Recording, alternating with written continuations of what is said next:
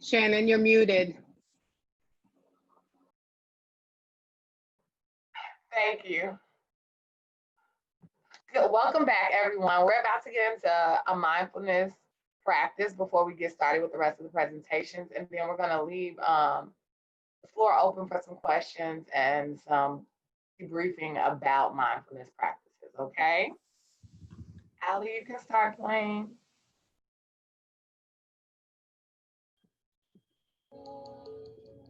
So one of the best things we can do at the start of each day, or like right now at the start of the week, is to be really clear what our intention is for the week. So ideally, it needs to be something that's within our control. Perhaps it's the intention to listen to others a little more. Maybe it's to not get so caught up or overwhelmed by our thinking. Maybe it's to be a little more patient. Whatever it is, again, make sure that it's something that you can commit to, something that you can choose to do, and something that feels practical, that you're able to do on a daily basis. And the clearer your intention is, the more likely it is to happen, and the more likely you are to experience the benefits. So just as a way of sort of starting that off, if you just take a moment now, just take one big deep breath, breathing in through the nose and out through the mouth. And as you breathe out through the mouth, just gently closing the eyes, feeling the weight of the body pressed down, feet on the floor, the hands on the legs. And as you pause to enjoy that feeling, having stopped, having nothing to do, just be really clear in your mind without thinking too much about it, just clear and confident in your mind about what that intention is. That intention requires a steady, gentle focus throughout the week. Remind yourself at the beginning of each day, at the end of each day. Don't give yourself a hard time. It doesn't happen in every moment. Just a steady, gentle commitment.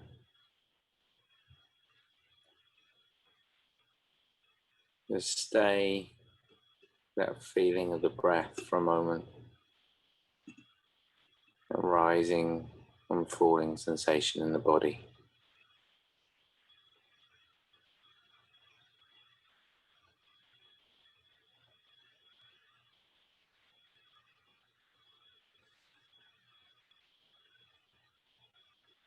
And then just gently bringing the attention back once again to that feeling of contact, of weight,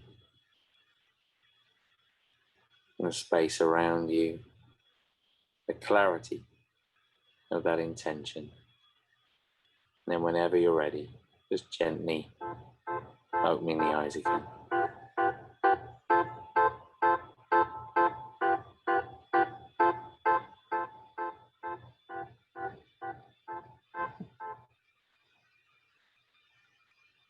Okay, so how are we feeling after that? We're opening up the floor. Good. So I wanted to ask, how would you feel about incorporating this universally across your school? Mindfulness practices after lunch for students to get regulated back into the classroom routine. Anybody? And Shannon, are you speaking like, because that sounds like if there's a universal lunchtime, do you think like if it was on a period structure, you saying like every class that follows after a lunch period? Mostly, you know, how children are after they return from lunch and possibly recess, depending on what age group you're working with, they are a little bit more antsy and slower to get back into the process of things. So personally, I was in high school, so I taught it at the beginning and end of every class, the intro, but I know for a time allowance might not work. So just right after lunch, just how we just did it. taking a food break, coming back. How do you all feel about that? I definitely think it could settle the mind for the students and get them centered. Anybody else want to share their perspective? Okay. So how do you think staff buy-in would be to incorporating the mindfulness practices? Good. Because I know someone asked earlier when Stacy was presenting for time frame, you know, when you have a set schedule and you want to introduce certain content or curriculum, it might be hard to introduce 5-minute, 10-minute block of mindfulness. But from experience, I've seen where if you don't give that 5 minutes of mindfulness, it's going to be taken out somewhere else. How do you all feel about that? I would have to say, Shannon, this is Elisa, from the dean's perspective, at least for our school, at some point and in some ways, these are some of the things, what you've been presenting this morning are some of the things that we have already been doing without necessarily an official title to it. I think it's just the rapport and that we have with our students that we develop, you know, at the beginning of the school year, or especially when they enter in the doors as freshmen. So I think that, I know for us, I would say the biggest hiccup would be, you know, the buy-in of the others, you know, the teachers and things of that nature.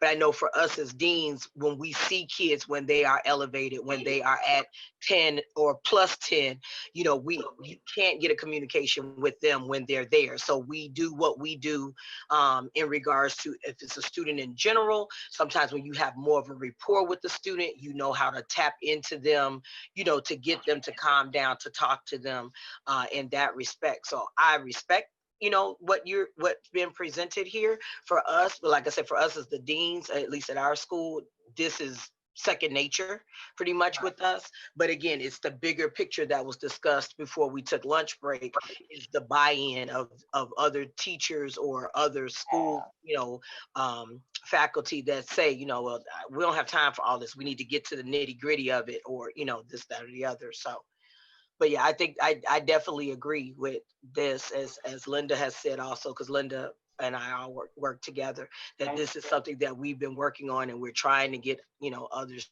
to see and utilize it. It's just sometimes it's a road bump for us, so that makes it even more of a job, not in a negative way of me saying that, more of a job or a task, to make sure that this is being shared and developed in our offices, when it may not be with some other teachers, because some of that trauma that we were talking about early with Stacy, some of that trauma comes within the classroom. Absolutely. So if you got that coming into the classroom, you're not going to have a teacher that the kid feels that that's the trauma. That teacher is not going to deal with the mindfulness of it. They just want, you know, the kid out of there. So. And to teach a curriculum. And that's why oh yeah. I just think that if our teachers are willing to spend the 3-5 minutes, it's 3-5 minutes that they're yelling, settle down, get your stuff ready anyways. And this is a little more structured and proactive. I agree. From experience, I once was a teacher that wasn't so open to doing the mindfulness, but once I practiced it myself and went through a training to get a better understanding of how to regulate my feelings towards students, that's when it opened my mind to be like, this is not only benefiting me as an instructor, but also the students to get the buy-in to the lesson or to self-regulate, to control themselves. So we are at time. I believe, Stacy, you're going to take up. We will talk more about this tomorrow and later on today. So this is not the end result of the mindfulness. Thank you so much, Shannon. Yes, I think given some of the conversation, I'm prepared to kind of, well, I kind of want to check in with folks, but I think that let's shift focus to kind of the change process and getting buy-in and some of the ways that we think about change. Those of you that I can see your videos, give me a thumbs up if that sounds like a good place for us to go today. And then, so for the next half hour or so, we'll talk about that. We'll have a moment of reflection, a short break, and then we've reserved some time to discuss some questions in the parking lot. So feel free to add more questions there. We'll keep that as kind of an open discussion as we wrap up the day. But thank you so much for your engagement and for hanging with us today. So with that, I am going to share my screen again, and I will move us into some ways to think about change as we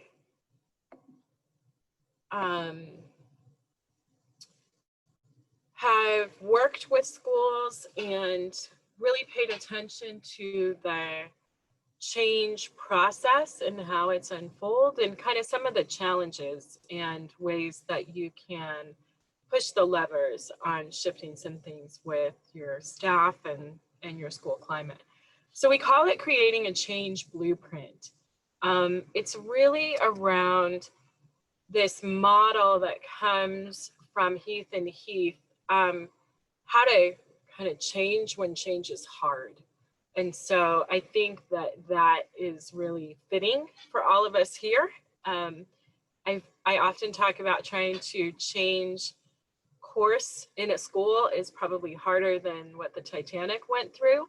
And so we have identified a few ways that can help.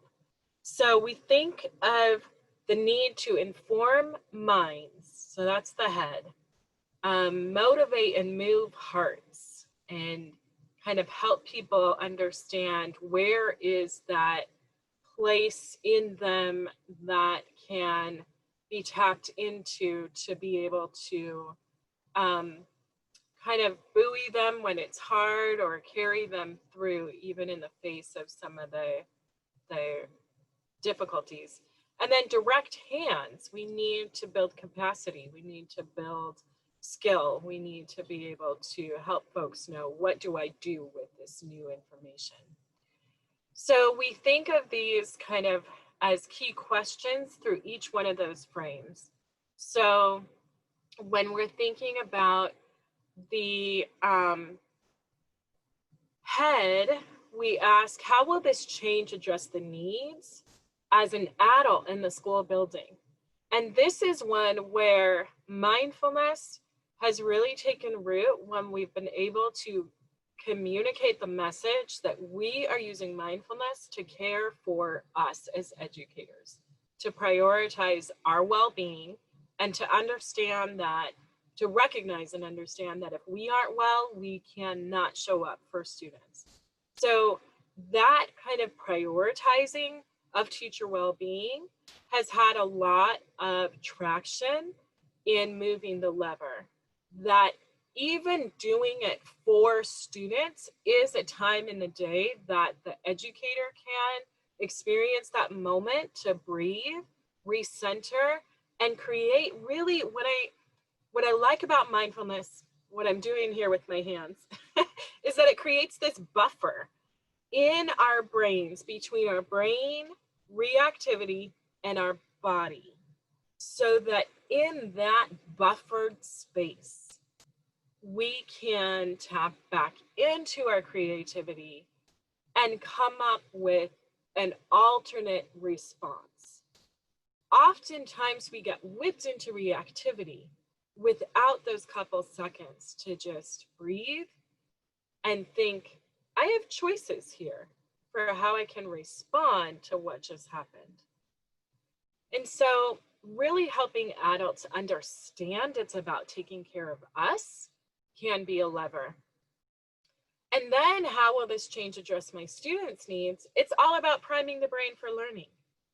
And that's where what Shannon was talking about and others, all that time that is spent on trying to settle and regulate and get students into doing what they need to do is lifted by the routine of mindfulness. The heavy work is lifted, and you can save your blood pressure, save your voice, not be trying to yell over, which never works for students, especially the older they get, and stop trying to put the lid on that popcorn.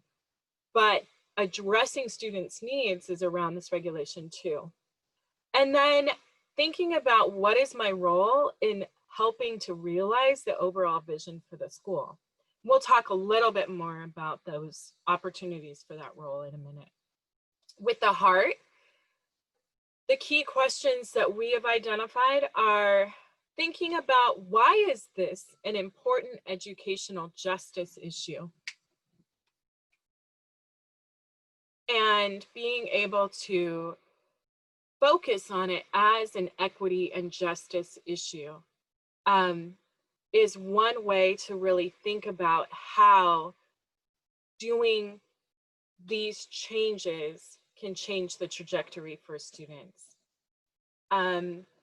We also want to ask, how will I be rewarded for the risks I'm taking in adopting this change? And so thinking about, how do we create an environment that has a level of risk tolerance that can bring about safety for educators in trying something new? And how will I be supported in being successful is important to lead with. How can those of you who are in roles of creating this change be able to create the ways that teachers can be supported as they're trying new things? So hands ask questions like, what do I need to stop and start doing differently tomorrow? What are the things that need to change right away? And then what do I need to do to sustain that change? That's as much from an administrator level as thinking about having educators identify that for themselves as well. And then who can provide the support and feedback as I make these changes? So that can go back to what I was talking about before. You don't need everybody, but you need some identified critical change leaders. And then they can be the folks that you can say, we're doing this change. It's going to be really different tomorrow. Here are the folks who can help support you in this work. So here are the go-to people as you're making those changes. So one thing that we found to be really important in thinking about what is a complex change process.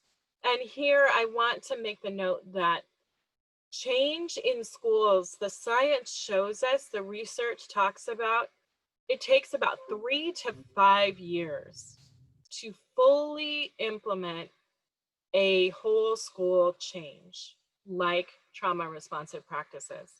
And that is definitely borne out in the schools that we're working with. This technical versus adaptive change is really helpful for you all as you're managing the change process. So let me speak to this for a minute. Technical changes are changes that typically can be implemented through some administrative mandate. They're made by school leaders. They're communicated to all those who are supporting the change and providing the resources to them to implement and sustain the change. Technical changes are typically singular points. They're responses to problems that are easy to identify. They have clear solutions, and they often can lead to quick improvement. When we talk about adaptive changes, they are much more complex. They typically involve change across multiple facets of the school and changes in the mindsets of all adults in the building. That's one of the key distinctors between technical and adaptive, is that adaptive changes depend on a mindset shift. Technical changes do not. I'll give you some examples in a moment. Adaptive changes are made in response to problems for which a singular cause is really too difficult to identify. Usually adaptive changes require kind of system-wide changes in values, beliefs, and practices. And it's really kind of a chicken versus the egg type of thing. It's hard to figure out what's the cause, what's the root cause, what's the source. And the effects of adaptive changes depend on a change process approach to implementation and improvements that are incrementally realized over long periods of time. So we kind of pace ourselves, right, in thinking about adaptive change. So let me go back to technical change versus adaptive change, and give you an example. Let me see.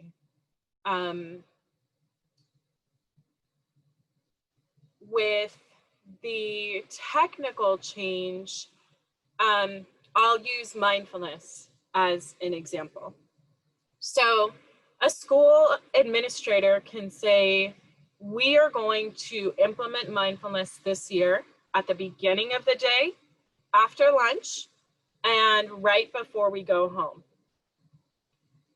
I would encourage all of you as staff to begin a practice of mindfulness for yourselves, but it is one of the key levers that we are using to help manage our own stress and well-being. So as we think about becoming a trauma responsive school, here is when it's going to happen. Some of you may or may not be familiar with a program that several schools across the nation are using. We use in Chicago Public Schools called Calm Classrooms. Calm Classroom is mindfulness. It has materials, it has training, it has books, it has pre-scripted mindfulness that can be read by even students in some schools that have been able to get student teams to lead mindfulness. So it could be, I have made sure that all staff have Calm Classroom books. These people have gone to training. They will be your leads. If you have any questions, please make sure to go to the PDs. This is how we're going this year. Understanding that not everybody on your staff is going to buy in. At the technical change level, it doesn't matter. You've determined this is where we're going. So in terms of the adaptive change, those teachers, those educators, those staff in your building who do take it to the next level, begin to make the mindset shift and make it their own, or as you begin to experience it and use it, your effects and benefits will be realized much faster, much deeper, and much more effectively. But it doesn't mean that the whole school will not be experiencing an improvement at the technical level. So when thinking about this, kind of want to move us into a whole group discussion to kind of talk about how, like, will TREP meet the needs of the adults and students in your building? How will adults be supported? How might they be rewarded? And what kind of specific actions might be expected for the adults to do? So let's talk for just a minute. I'm trying to manage my screen here. But what are some thoughts that are coming up when you think about kind of this technical change versus adaptive change and the shifts, and maybe share some ideas of ways that you've already started to make some of these shifts?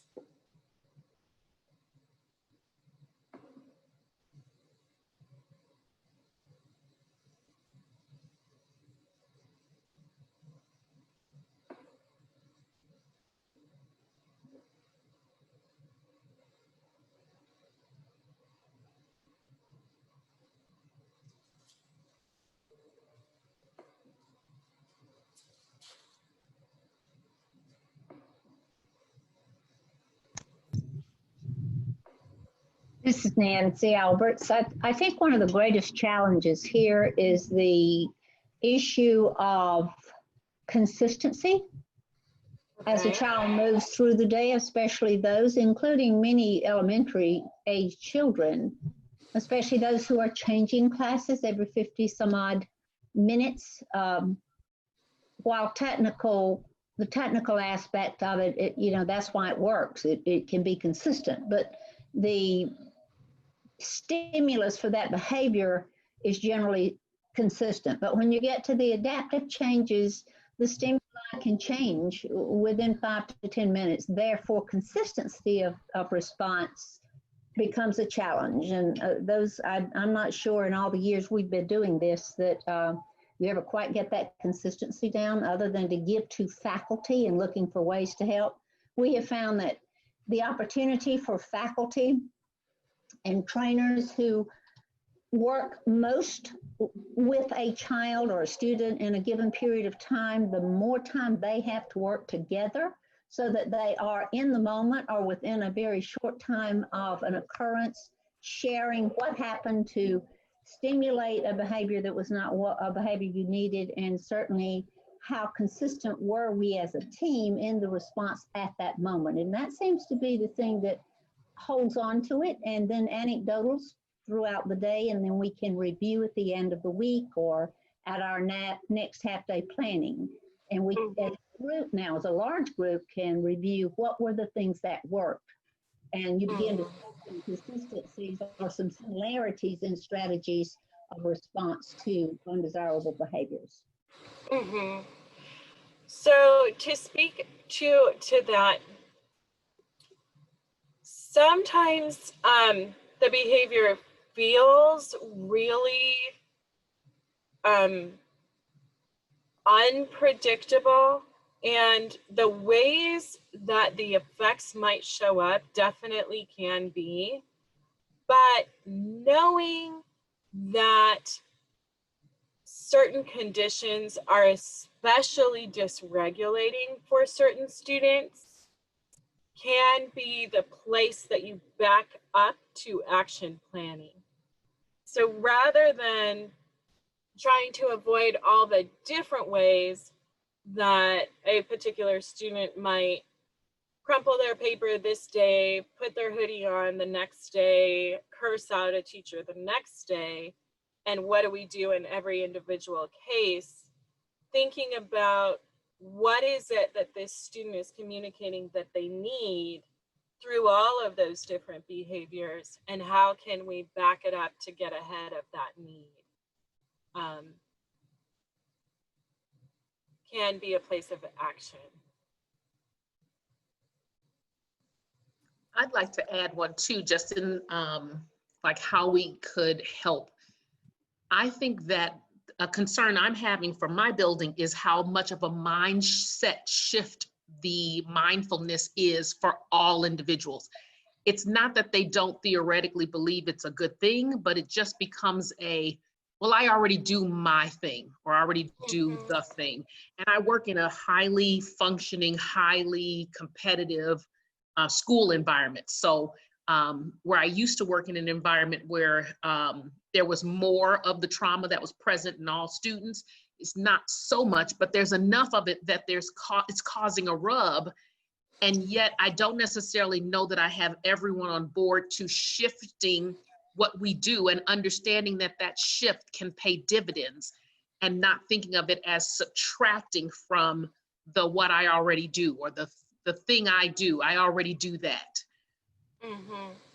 So one thing to think about is going back to that framework, right? Mapping onto the framework of the house, right? So polling teachers to say, we need to attend to this. For one, now the whole world is experiencing collective trauma. We can no longer say that this impacts this school. We can still say more demographics than others, certainly. And that is definitely true, that it is hitting some of our most vulnerable populations, especially Black and Brown communities, very, very hard. And those are the students who are going to experience the most extreme loss. But we can no longer say that it isn't something that everybody needs to pay attention to, for one. So you have that lever, right? You have that articulation piece with your staff. So therefore, where do we need to put more supports in place? And what are you already doing to attend to the needs of mindfulness? And just explain what it does, right? What it is paying attention, bringing your attention to the moment so that you can have a thoughtful response. And by doing that, it buffers toxic stress. So then to ask your teachers, what are you doing to address this for yourself? And how are you doing this to address this for students? And if you don't have a practice, we would like you to do mindfulness. It's also a way, I saw there's a couple deans of students on here, and you can think kind of bigger structures, right? So if you feel like your teaching team is going to be resistant, then have it at the student support level, at the admin levels, like at these particular identified levels, that we're going to think of a schedule for particular groups of students who need to get a dose of mindfulness in. They're going to be able to get it by going to the dean or going to this resource room or seeing me as the admin first thing in the morning. And think about, like, where can you move the lever? Not how much resistance is there going to be.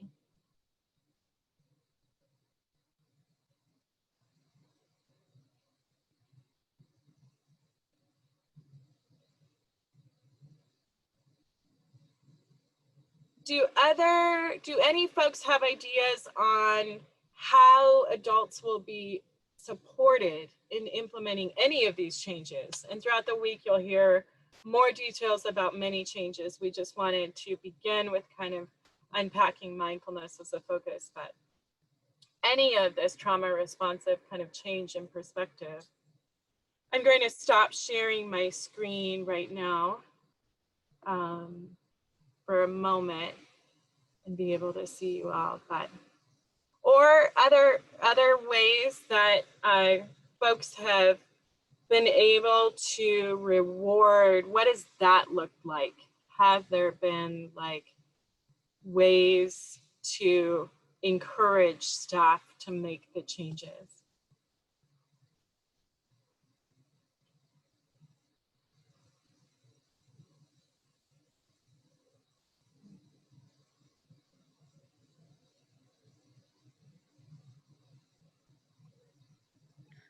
This is Melissa McCall. At our school, we had a teacher who was having some difficulty managing his classroom at the beginning of the period, and another staff member suggested exactly what you've been talking about: the routine, the taking a moment, the short activities that allow you to do the housekeeping things. But the students expected that every day, and he was very supportive. We brought it to faculty meetings. We discussed it as such a positive thing. I think it takes collegial support to make people believe that it's going to happen, it's going to work. Yes, yes. I think collegial support is something we all need to be thinking about quite a bit now too, recognizing that we're all coping with stress and trauma ourselves. And the first thing to go is creativity. It often is a matter of just not having the bandwidth to think of what else I could do. And so that's a big way that collegial support can be felt, is offering those suggestions and new ways of thinking.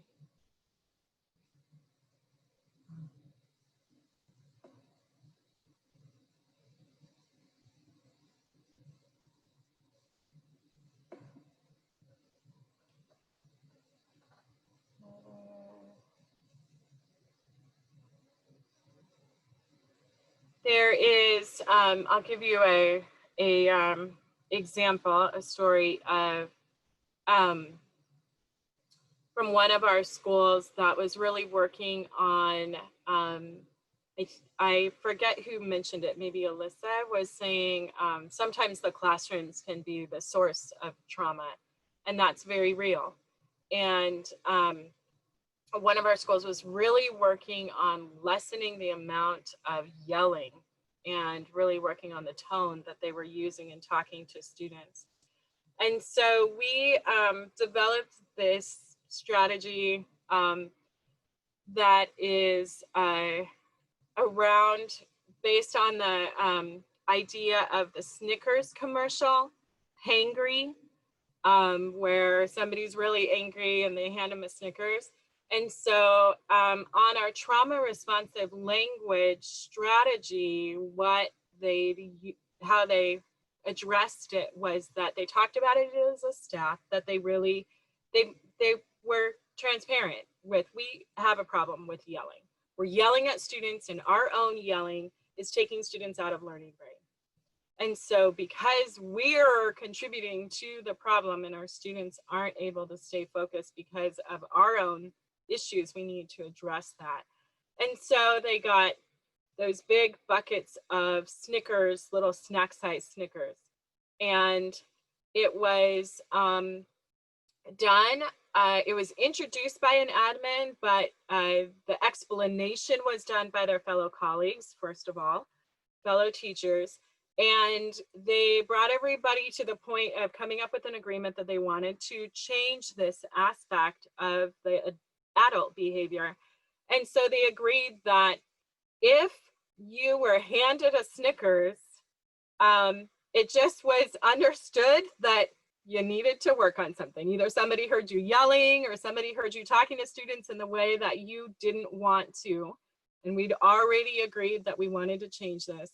And so I came to visit the school to see how they were doing. And the principal she said, just come with me. And she brought me in her office and she said, it's been a rough couple days. And she's the one who had a pile of Snickers on her desk. And she was like, I'm actually going to be recycling these back out, because she said, I'm the one who needed to work on my tone.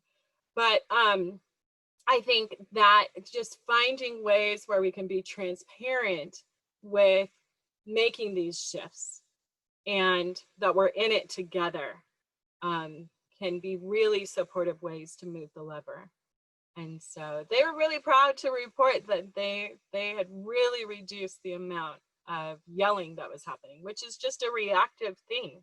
It's completely natural in the face of stress and trauma.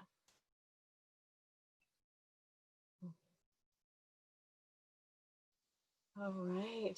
Well, we have about 20 more minutes, and had some thoughts on, I'm gonna exit this really quick, on a just kind of moment for reflection, but I'm thinking that, I'm thinking while I'm looking at something. So we want to do a check-in with kind of where you are right now. So I'm going to go back to sharing my screen and take us through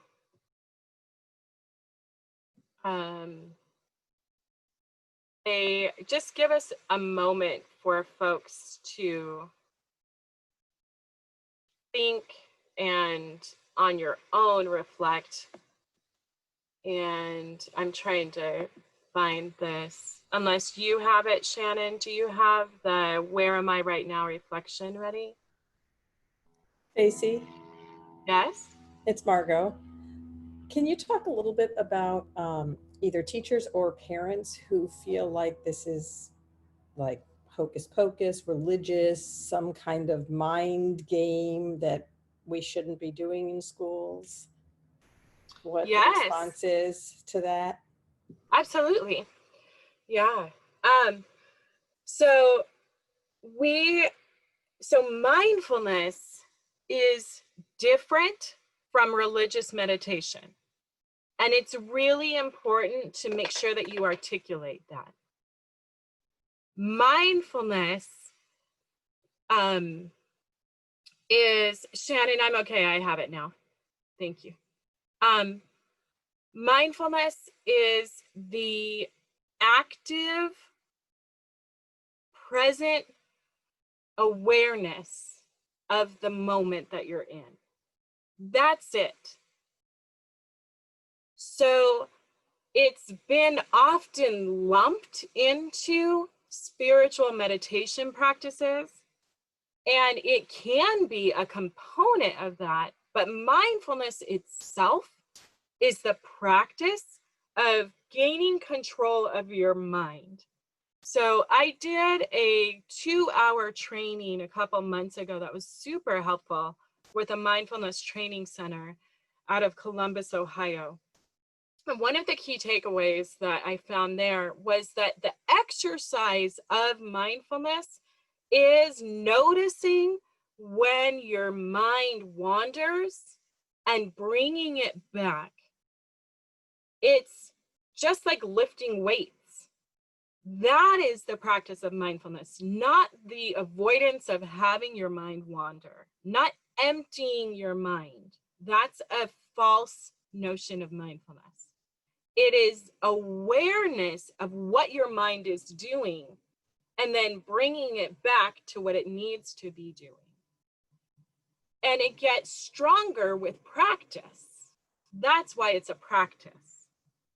So there may be a better term that would land with folks. I haven't figured it out, but it's a mind exercise, I guess.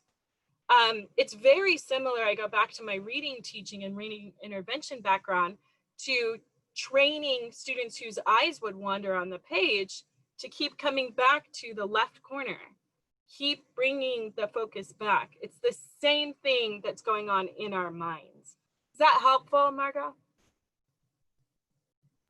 Yeah, thanks. No, that's really helpful because I just think there's this sort of sometimes. Yeah, it's gotten all mixed up and we got to separate it out for folks. Yeah, for sure. And the purpose of bringing that awareness, again, is because we're trying to get out of reactivity and be able to find a creative response. I'll give you an example that I love. This was actually a college professor who had been working with mindfulness for a while and had a student who was very disruptive in her English 101 class, came into class, and usually it was a big altercation where the student would draw the professor into a argument or just very distracting, take the class off topic. And always came late. Came in the front door, through the front of class, just disrupted everything. So a student comes in and announces loudly, "I hate this effing class," but she said the word. And so this professor said, after practicing some mindfulness, she realized in that moment that she would have gone off in the past, but she took a deep breath and she paused and she thought, and she decided to respond in humor. She took a deep breath, she paused, she thought of the choices to respond. I could try to overpower, I could try to demean, I could try to make the class not pay attention, or I could use humor. And she chose humor.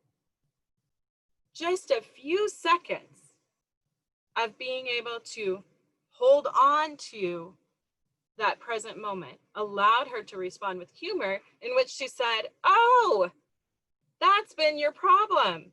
This is English. I'd be really disappointed if I thought it was effing class too."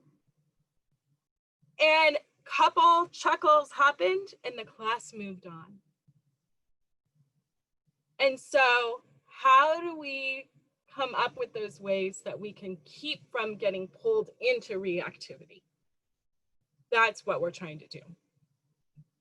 And for students, what we're trying to do is how can we help you think before you throw a punch, before you throw a chair, before you throw the paper on the ground, before you curse someone out.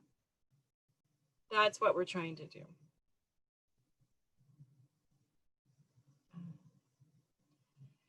So I'm going to, let's see if I can get back to share my screen and have us take a moment to reflect on just where are we right now, and let me see if it'll come up from here.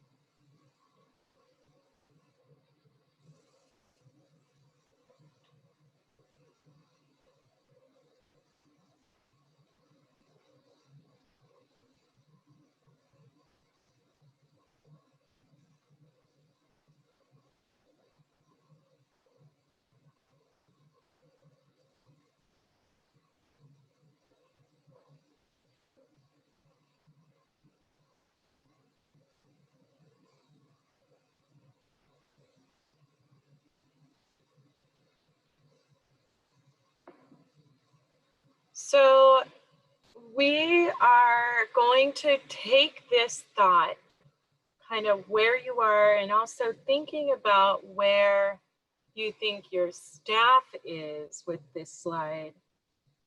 And we're going to move into breakout rooms for about 20 minutes to have some school and specific group work. And for those of you that aren't with the school team, we also have you arranged as well.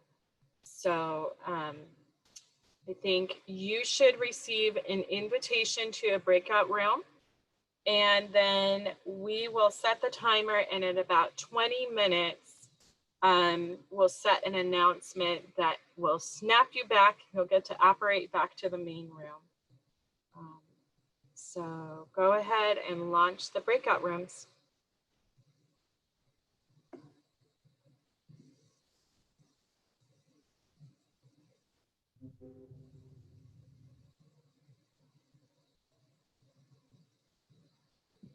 One second, but I have them coming. Okay. Where did the breakout room invitations go? They will show up. You'll get a prompt that will say join room. Okay, in this meeting. In this meeting. Okay, Yeah. okay. I was looking at the chat. Okay, thank you. Uh-huh. And we'll see it even with this picture on the screen. Oh, okay. Yes, it'll come up on your screen. Okay.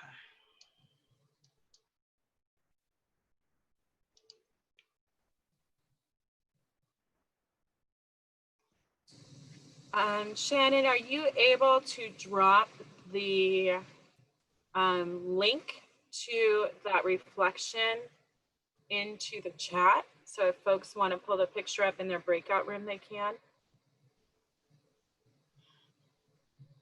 I will.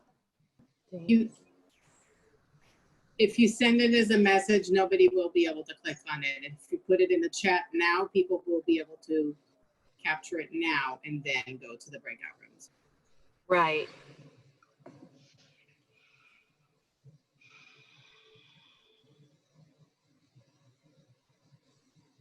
I'm also take the parking lot question with you as well, in case you have questions that come up in your breakout room.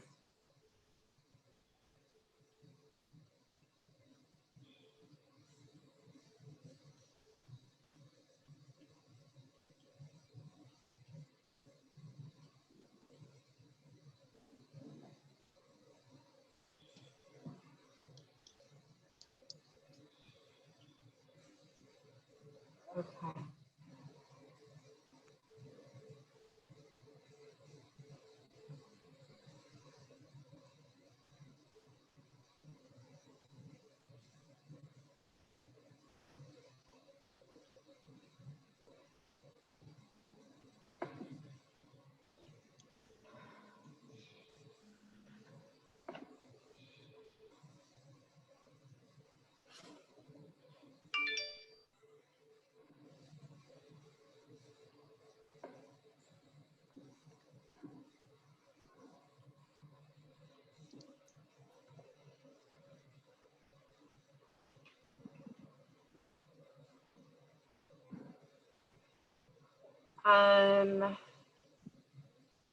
Allie and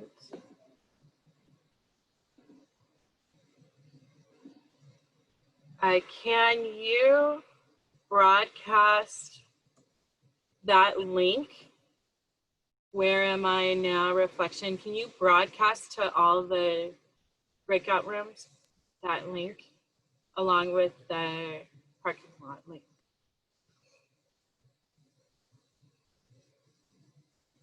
So the questions and the multicolored flower, correct? Yeah, I just put the link in here to Allie. It doesn't matter, Shannon. Allie has to do it now to the breakout rooms. Okay, because I have the original that she sent on Friday. I broadcast it to all, but what I might do is I might hop into each room just real quick and drop the link again, just to make sure that everybody's. Okay. And somebody's in a waiting room. I'll put them in. It's supposed to go to a breakout room. Okay, Shannon, how are you? Multiple words. But where are we being transmitted to the breakout rooms? No, I want to. No, okay. I thought it was like facilitated, the breakout room. I think we're gonna let them just talk about that reflection slide right now. We're a little bit off because there was a presentation. Masheri made a change. Jamila was working on a presentation. She didn't send it to me. So I had to quickly do something else, thankfully, that I had prepared as a backup. And then Masheri was texting me saying, did I still want breakout rooms? And at that moment, I didn't. But then when everybody was silent in this big room and Allie offered it, I thought that might be good to do before we sit them like in the parking lot discussion for another 20 minutes of silence. So, and I didn't have something prepared to like give them an activity. Okay, because I was like, I thought you started the breakout room around 12:50, and I was like, is it not supposed to happen to 1:10? So No, I went into that discussion because that discussion was the closeout of my presentation. Got you. Okay. But I was doing a presentation that I just happened to have ready to click when I didn't ever get Jamila's slides. Okay. Trying to, build a plane where we're flying it. Sometimes the wings Gotta make fall it off. work. How are you? This is more than a notion. I'm okay. I am okay. Vanessa's back. So, Angel or Allie, I think Vanessa needs a room.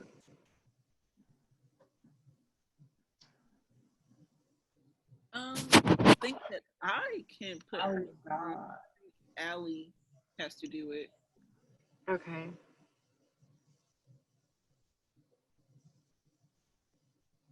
Hi, Vanessa. We just went to breakout rooms. I'm not sure if you can hear me. If you can't, go ahead and unmute. We're going to place you in your room. You should get an invitation.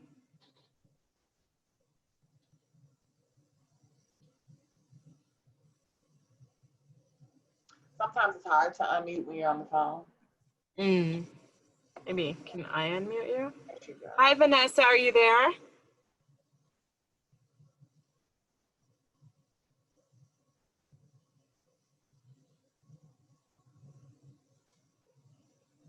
Are you there, Vanessa?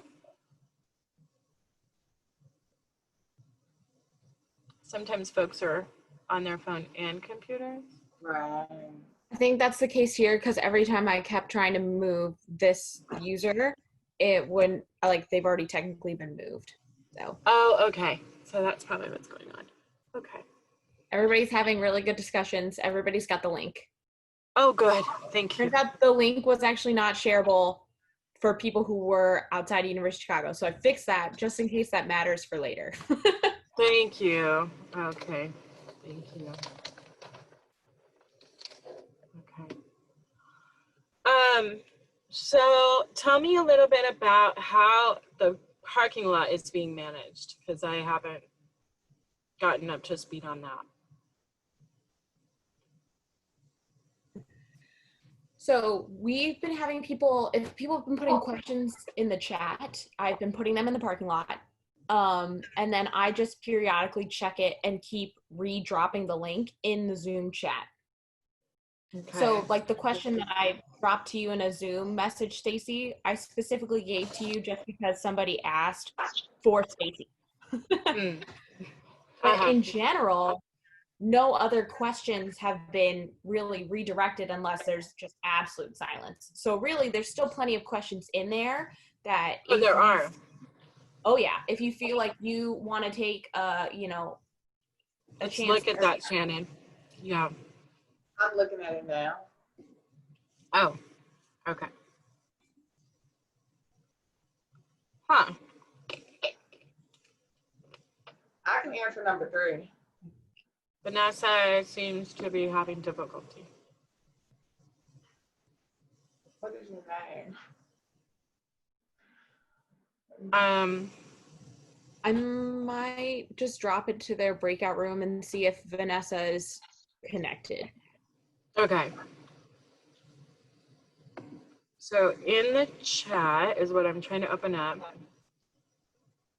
And there, let me get to this. Okay.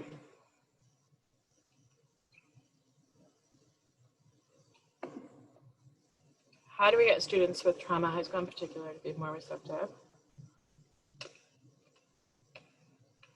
Are they answered if there's a line through them? I think so, because I do know we went over 2. Is 4 supposed to have an answer line? I think somebody asked that when Miss Sherry was on, like the first thing between 9:30 and 10:30. Okay. I don't remember how to put a line through things. It is the underline method, but you have to go in deeper. Let's say that, because yeah, number 9 was answered. How do you recognize anxiety? Okay. How do you recognize the time thing? Okay, so let's divide these up because that's what they're going to come back to is a parking lot question. Okay. But I thought we were supposed to answer the questions that got the most votes. Are we? Yeah, There's that's what the votes? 1, 2, 3, 4, 5, 6 thing is. Because that meant somebody else wanted that question to be answered. Okay, but if we have time, we should answer everybody's question. Okay. That's just a way, if there's like so many questions. Right. Right? But if people asked it, we should answer it. So definitely we'll start with 3 and 7. What is 7? The daily goals, objectives of the webinar. So we know what to expect each day. So they didn't get like a rundown, an overview? I think not on the daily, not with a daily view. I thought maybe they got like something like the administrator. No, I believe that all they got was just like the links themselves and an outline of how long this would last. Okay. So going forward, are we gonna provide that? I don't want to promise. No, because it might change. Well, I'll go ahead and answer it, but I was gonna say, we generally, and I needed to. Did that bring somebody back? Yeah. I had to, they had to be, I guess maybe they lost a meeting, they had to be readmitted. I just put them back in their room. Oh, okay. This is such a strange. Normally we can pre-assign these, but. Mm-hmm. Okay. I'm trying to go in and manually do all. Yeah. Okay, let me get to the administrator training because I think we can generally tell them.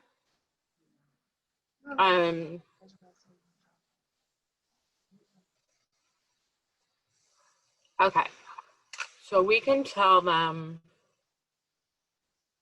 school connectedness and belonging, students and considerations around COVID-19 and caring for your staff. What question was that? What number? 7. Okay. But now I can't. Now I've lost the parking lot. Where did that go?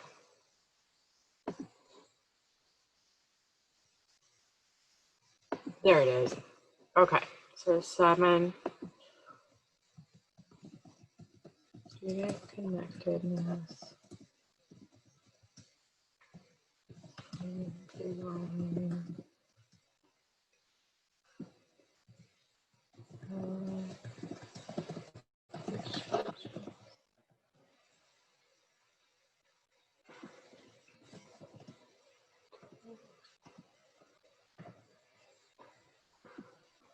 I'm just gonna put it in here.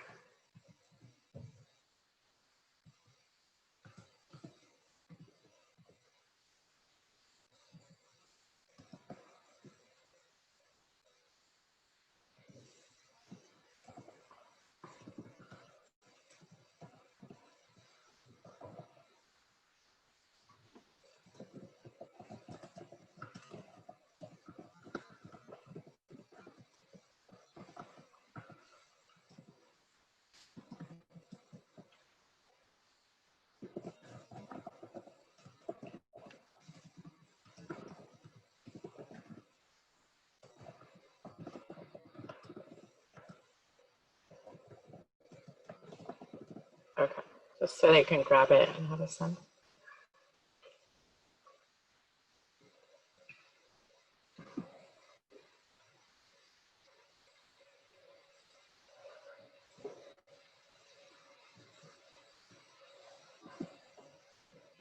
Okay. Do you want to exit full screen? Oh. So you'll do 3. 5. Unless you really want it. You want to do 5? You said you're fine to do 5. I can do it unless you really want it. And you can add to what I say. I don't really want anything. You can have it all. That's fine. So 6 is answered by 7. Okay. So I'll do 6 and 7. And then 8, we're going to talk about more in relationships tomorrow. Okay. Let me see. How do you recognize the times that anxiety and high risk areas are in your school? I don't know. I might just have somebody say more about that and we both can answer 10. Okay. So we'll just go down the list. You Okay. do 3, go ahead and do 5. I'll do 6, 7, 8, and then we'll ask about 10.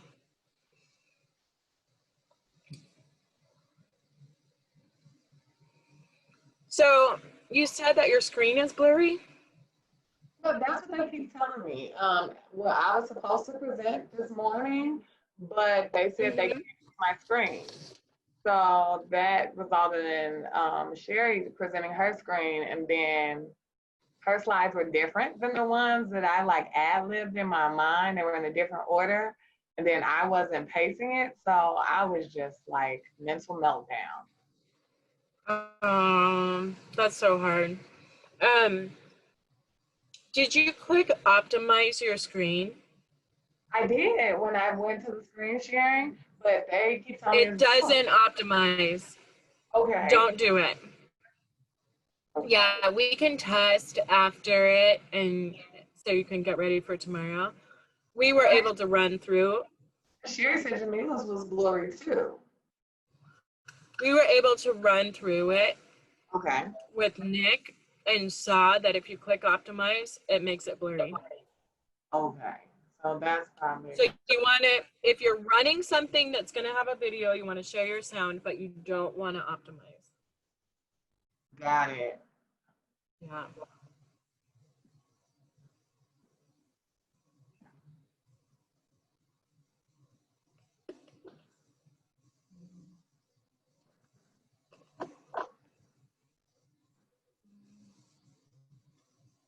I also think if you have a lot of stuff open on your computer, it'll be important to save stuff and do a total shutdown tonight so your computer can actually do whatever updates and stuff and be good in the morning.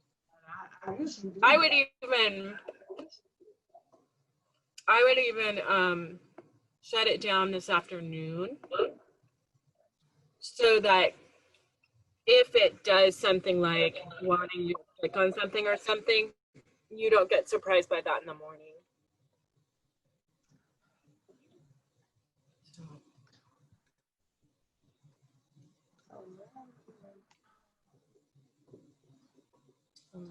Are we supposed to be back in the parking lot?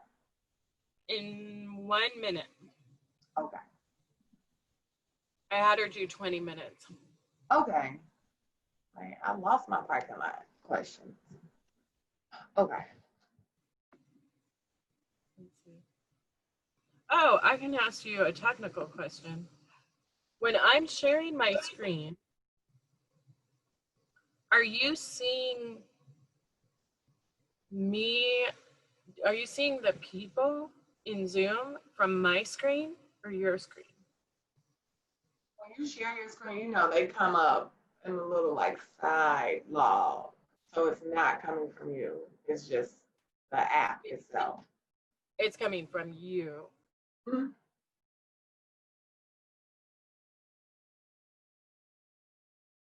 I can't hear you. I know.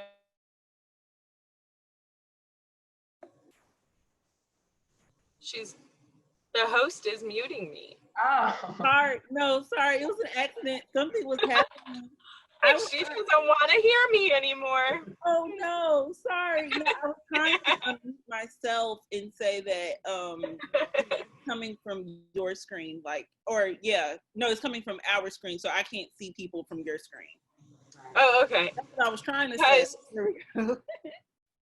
I was like, what are people actually seeing? Are they seeing me move the people around the screen so I can read my screen?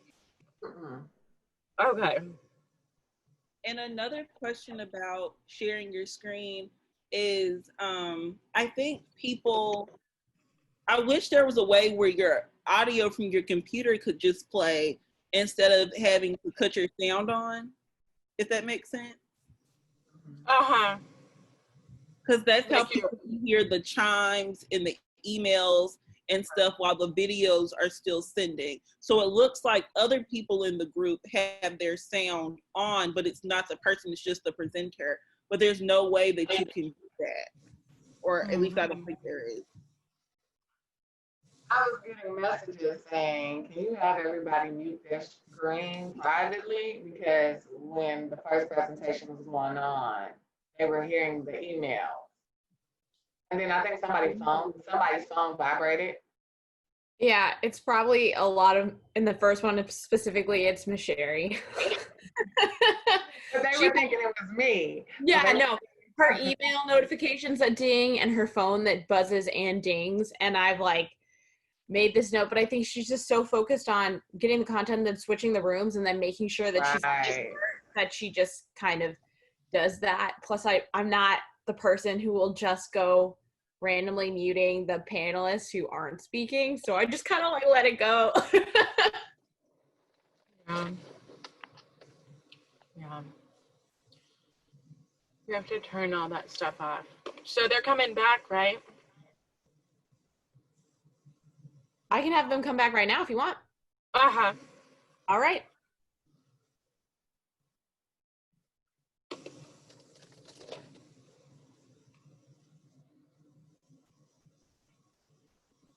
They have 50 seconds to leave the breakout rooms and come back. Okay. Perfect timing.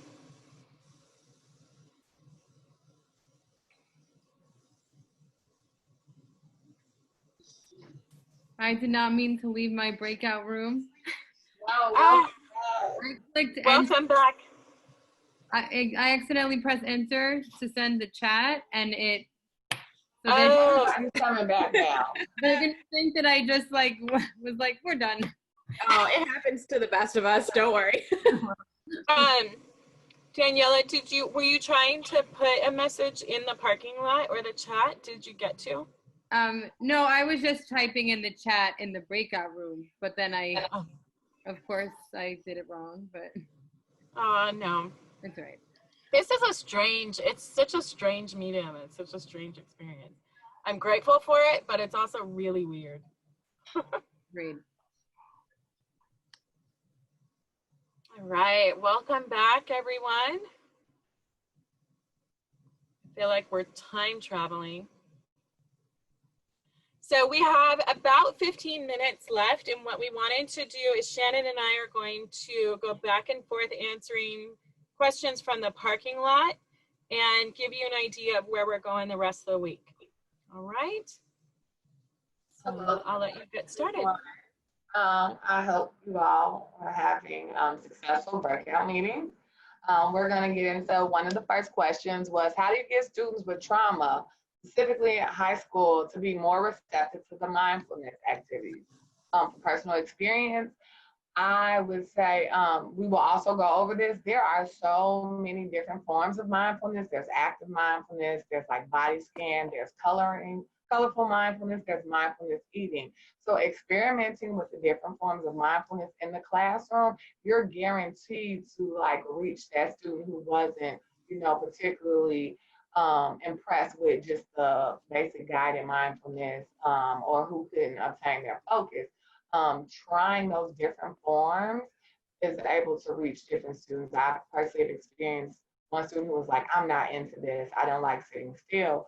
But he was able to grasp onto the active mindfulness of standing, stretching, and being able to move around, as well as the coloring mindfulness, like just the basic coloring and drawing on a sheet of paper, and then sharing some of those feelings afterwards, and being in a place of rest and at peace. So like giving yourself a break.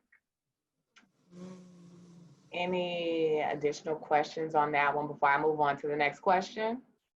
I just wanted to add a comment. And if there's questions, I want to give room for that too. But I was just going to say real quick that oftentimes, especially with students with trauma histories, calm doesn't feel good. I don't know if in the morning you talked about the way the sensory system gets dysregulated, but we've seen students where things that should hurt actually are soothing, where they'll scratch themselves till they bleed, and things that should feel good might hurt, like a soft touch, or even something soft like a blanket actually stings or burns. The system can get that dysregulated. So when it comes to sitting still and feeling calm, especially if that has been an indication of something dangerous happening next, it can be really unsettling. And so active mindfulness can be really helpful. Also, I would like to add meeting the student where they are. Buy-in takes time.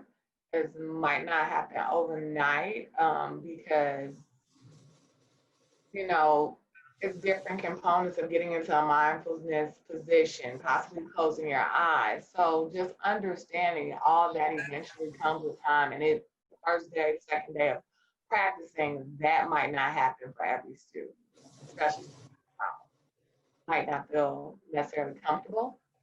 But I'll move on to the next question. Does anybody have any question, comments, or anything to add? Oh. Okay. The next question from the parking lot was, is there a way for schools to share information about students with trauma as they get older? Any examples of successful strategies? So as students move on to different grades, this information can be safely shared, and that in a way that the teachers can be a bit more ready to successfully support the students with trauma. So the perspective that I'm seeing this question is like, are you referring to sharing the student's specific trauma history or teaching the students about trauma?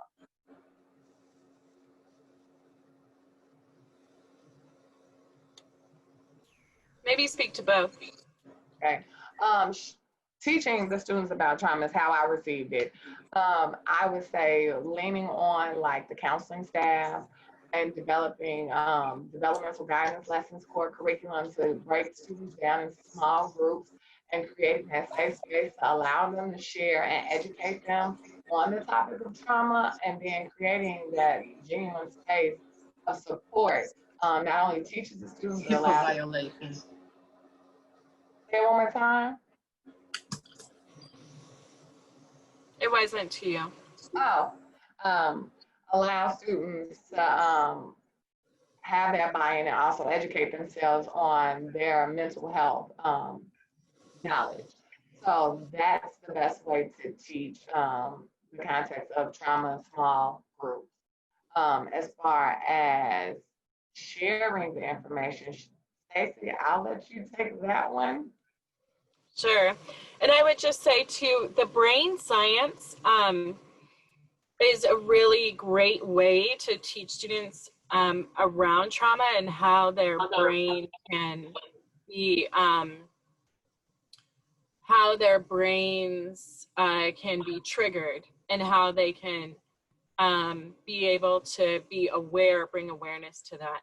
So there are issues around privacy and HIPAA for sure around sharing student information that everybody needs to be very vigilant about, especially with the virtual space. But it is also important, and we'll talk about this more, especially on day 4, when we talk about teaming and behavior mental health teams, that just like an IEP or within that type of protocol, that we do have specific plans for students that are coping with stress and trauma and need some specific interventions, can have a educational plan developed that would be kept with all of the proper safeguards for privacy and still be able to be shared among the teachers of record in order to be able to be consistent in implementing those plans as a student moves up the grades. So I'm going to move on to the next question. Will you be addressing the role of COVID, uncertainty, disruption in learning as a form of trauma, and how to work with students around this trauma? So yes, we are. That is our focus on day 3. I'm going to talk about that a little bit more in the next question. And also after this webinar time, Zoom training, at the end, you will have our complete guide on a trauma responsive restart in light of COVID-19 specific, with very specific strategies. So also, will there be a breakdown of the daily goals and objectives? So I put it in the parking lot and I'll tell it to you now. We have general focus themes for every day, but also want to be flexible and responsive to the needs that arise. So feel free to communicate that to our staff and in the parking lot if you're having some topics that you want to make sure that we address. But generally tomorrow, day 2, we're really going to talk about the power of the healing power of relationships. This is the piece around how important strong relationships are in student connectedness and belonging, and we'll be using that lens throughout the day. Day 3 is specifically around COVID-19 and students' needs, and day 4 is around educator well-being and caring for your staff. And throughout all of those, we'll have specific planning times to be very actionable. And then what is the best way to get teachers to understand that it is not personal? I would say, what are some ways? There isn't really a best way because it really depends on what is going on for the teachers. But this is where we spoke briefly a while ago around how sometimes teachers' trauma stories can get touched on or triggered in the face of trying to support students with trauma histories. And that's where things can get really personal. But generally, going back to just continuing to go back to that framing, that it isn't willful defiance, that it isn't about them intentionally doing these reactive, aggressive, or shutdown responses, but that it is communicating a need for more support. One of the things we'll focus on tomorrow is around relationships and organizing your school staff in a way that identifies who has stronger relationships with students so that you can work together. It doesn't mean that every teacher needs to have absolutely amazing relationships with every single student. That's not possible, and that's not the expectation.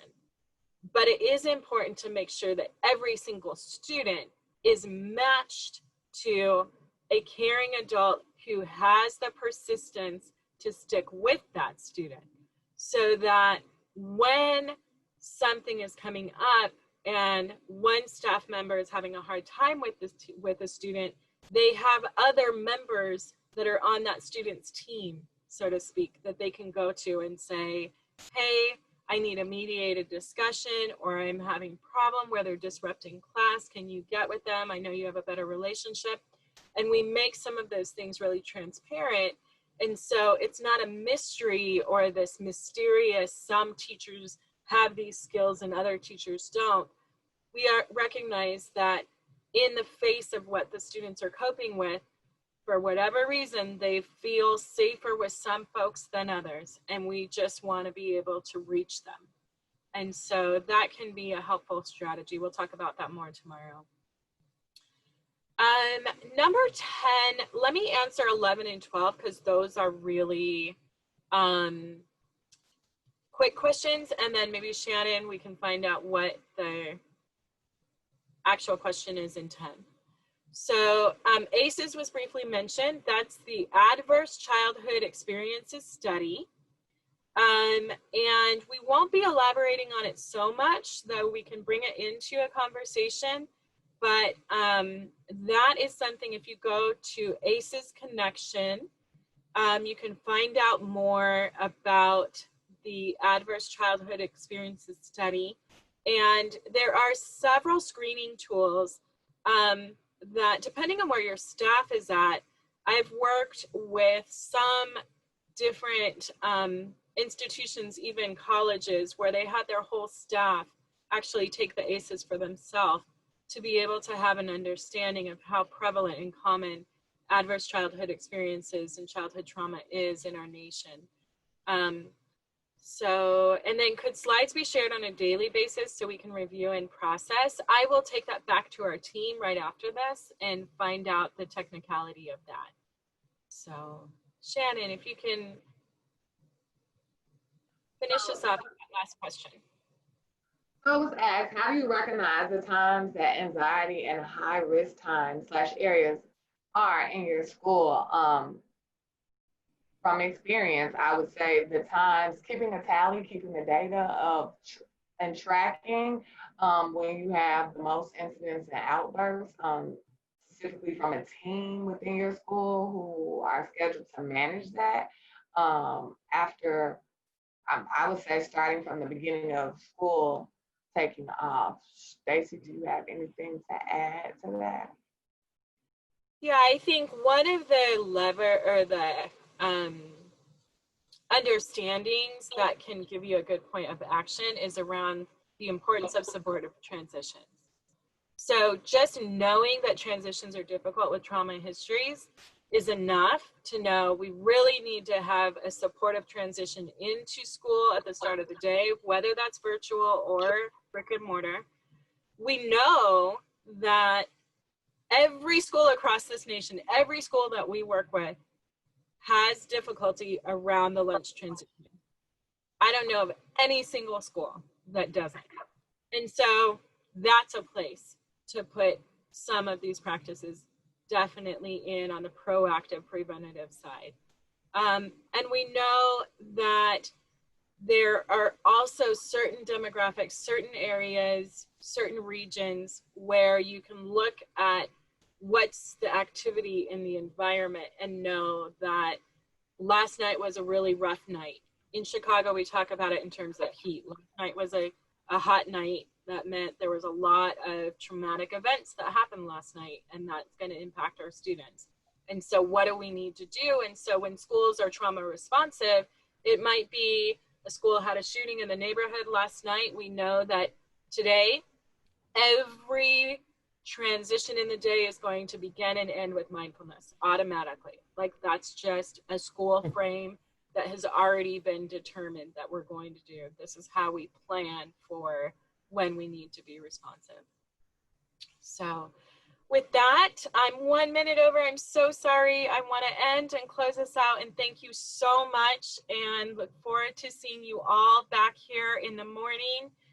And thank you so much. Feel free to continue to add to the parking lot. You have that link. So if you have questions as you're thinking through the evening, let us know. See you tomorrow.